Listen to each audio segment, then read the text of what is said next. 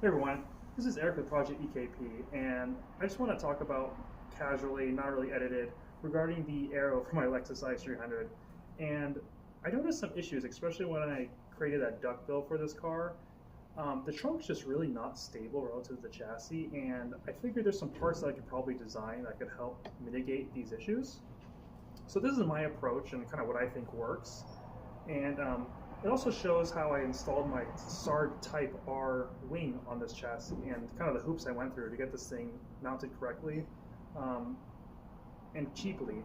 And ultimately, it's all about getting the force from this airfoil down to the chassis. That's all that really matters. And unfortunately, it's just in the stock form, you're just not going to get there unless you do something about it. All right, so what you see here is flex. See that? So what I'm doing is I'm taking my wing and I'm moving it up and down on the edges, and I'm essentially prying at the trunk, and the trunk is moving relative to the chassis, and it's a pretty decent amount. And let me zoom in on the body line here so you can see. And that's not really too much force. I mean, I'm pushing it for sure, but a lot of this downforce would get wasted just in twisting this trunk off the chassis, which is definitely a waste of energy. So what are you gonna do about that? So this bump stop right now does not touch. It's actually maybe coming off of the chassis like that much. I think it's mainly if you just slam the trunk, it just kind of keeps the latch from like completely bottoming out potentially. I'm not sure. So let me show you some of the parts I made in order to mitigate this and how I'm gonna install it. All right, so check this out. So first I'm gonna show this bump stop that I made. And the idea is to have an adjustable bump stop that you could essentially install in the trunk, and this is going to always make contact with the chassis, and then it's going to interact with this latch. This latch is the secondary mounting point, so this will become the primary load path for the wing, and this will become the secondary, I wouldn't say secondary load path, more like just the latch, just to keep the trunk from coming up. That's all it's going to do. And with these parts, along with some shims that I have here, this will eliminate the trunk, and this is what I've done on the chassis previously, but now that I have a new trunk, I don't have these bump stops anymore, so I'm going to kind of show that process all over again. Alright, so I'm going to go ahead and remove this. I'm just going to show the labor on the one side, but I'm going to remove this OEM bump stop since it doesn't really do anything anymore, and install the new bump stop.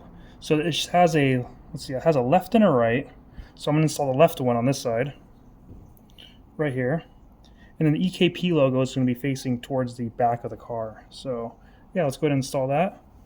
So simply I just install it, and then I slide it as far up as I can. And the reason why I'm doing that is because when the bump stop hits the chassis, this thing, if it shifts, I don't want to lose my adjustment that I made earlier.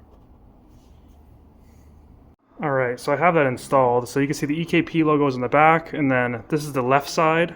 And then how you can tell is there's a little bit lower, in the back it's a little bit lower. That's because it actually starts curving down on the chassis here. So that's why it's a little bit lower on the back bump stop here. So we're actually going to adjust these, but one thing first we want to do is I'm going to go over essentially what's happening here. So this is just a very simple diagram of the trunk, and without the bump stops I'm going to show here, essentially you have a kind of a pivoting point kind of right in the dead center. So especially you have a wing that's mounted like on the ends here, all that load has to go all the way down to the center of the trunk, and it's going to teeter-totter, which is what you're seeing earlier. It's just that teeter-tottering effect.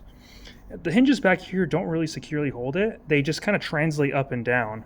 So they kind of translate independently and just pivot amongst that fixed point. So it's just not really a good design. So ultimately what we want to do is eliminate this altogether. Don't really make it dependent on the load being transferred, but I want to make these 2 points fixed is the idea. So we'll have 2 fixed points on the ends, which is the most efficient, because not only is it 2 for even load distribution, but it's just more surface area as well, you'll see. So we're not done yet. So after we install the bump stops, I have this custom latch loop. So it's an adjustable trunk latch, essentially. It's basically just slotted that I custom made. And we're gonna remove the old one. So I have a prototype version here. I'm gonna remove that. It's just, but yeah, let's go ahead and I'm gonna put it with this one since this is the updated design, and let's do that right now. Okay, so I took out the trunk latch, which is the one you kind of saw earlier, and it has nothing there. So what we want to do essentially is we want to use the bump stops to set the location of the trunk, and we're going to use shims to essentially adjust to where these bumpers hit, and that's going to set how the trunk's positioned. Once that's set and these bump stops touch down, then we will essentially just push a little bit more, and then I'll engage the latch. And the reason why we're doing it that way is because we want this to be the primary load pass. So if these still have a gap, then they're just not going to be doing their job, essentially.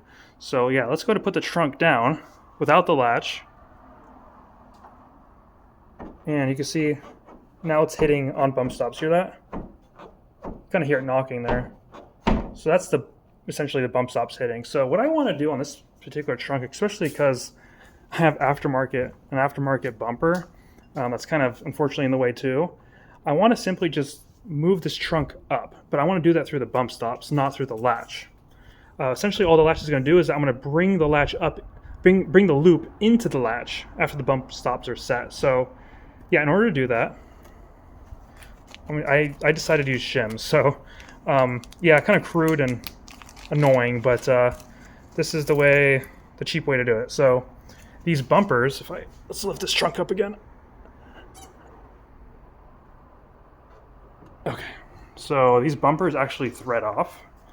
So I always would think that you would want to adjust the front bumper first. So yeah, let's take this. You can see it's on a threaded kind of rubber ball.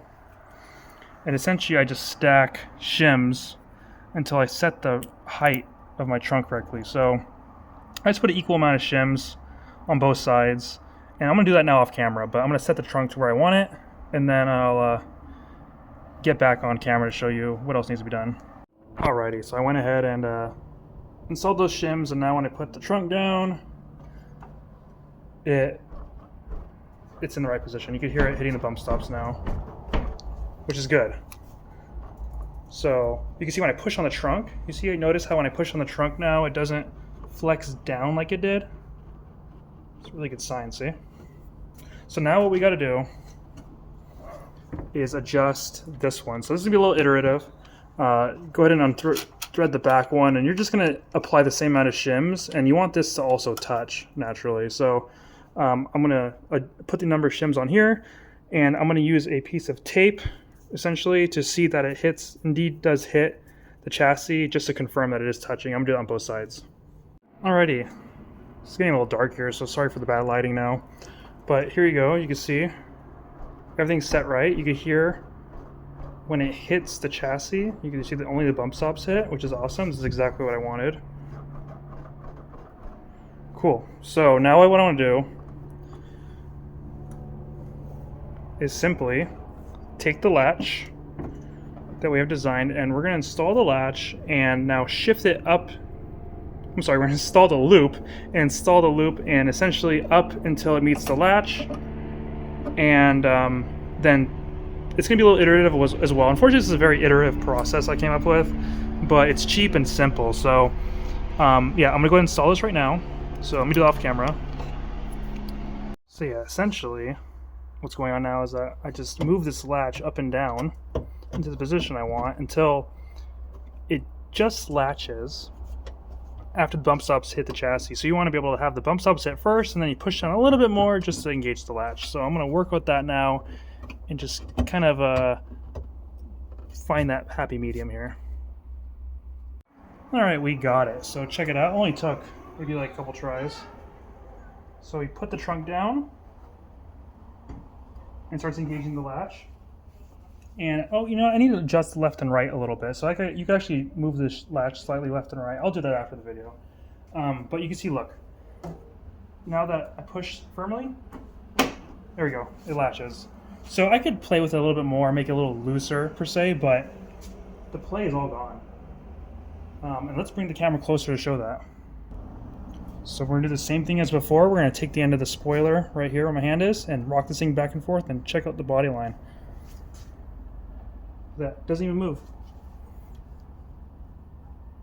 You can sort of see some flex in the wing, but or in the trunk, but it's night and day difference. Look at this. I mean, I'm really prying on this thing, and it's mainly moving in the up direction, but not the down direction, which is a big improvement. So if you see a lot of downward force on this wing, it's just much better. So I'm really happy about that. So yeah, and that's pretty much it. So yeah, that's kind of the idea on how I got this thing to work. So yeah, stupid maybe. Does it work? Yeah, I think it works. But hey, let me show you one other thing that I did that was just kind of custom to get this wing on the car. Alright, so what I did is I actually inlaid a carbon plate to the underside of this trunk. So what you see here is normally you'd see the upper skin right here, but that's all been covered up by this plate of carbon. And what this plate of carbon does is that essentially it takes the load from that top sheet and moves it to the structural underside.